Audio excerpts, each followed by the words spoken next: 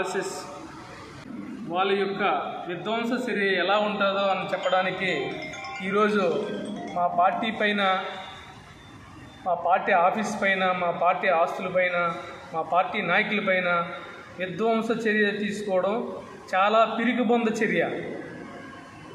వీళ్ళకి చేతకాక, వీళ్ళకి పరిపాలన చేయడం చేతకాక వీళ్ళు వేరే పార్టీ విషయాల గురించి, వేరే పార్టీ వాళ్ళ యొక్క అంతర్గత వ్యవహారాల గురించి మాట్లాడి దాన్ని ఇది చేయడము చాలా దురదృష్టకరము.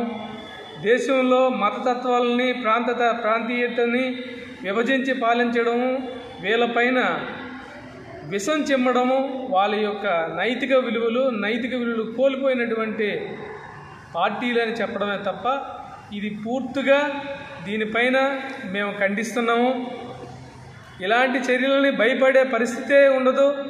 దేశం మొత్తం మీద రాబోయే ఎన్నికల నాటికి కాంగ్రెస్ పార్టీ మరింత పుంజుకుంటుంది.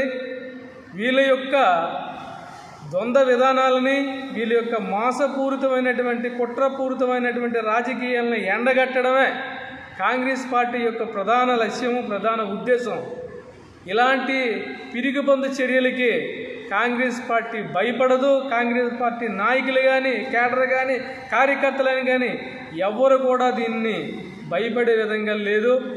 అందరూ మరింత ఎలక్ట్ అయ్యి మరింత కఠోర శ్రమతో మేము పోరాడుతామని ఈ సందర్భంగా తెలియజేస్తున్నాము.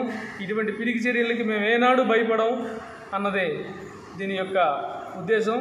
జై కాంగ్రెస్, జై జై కాంగ్రెస్.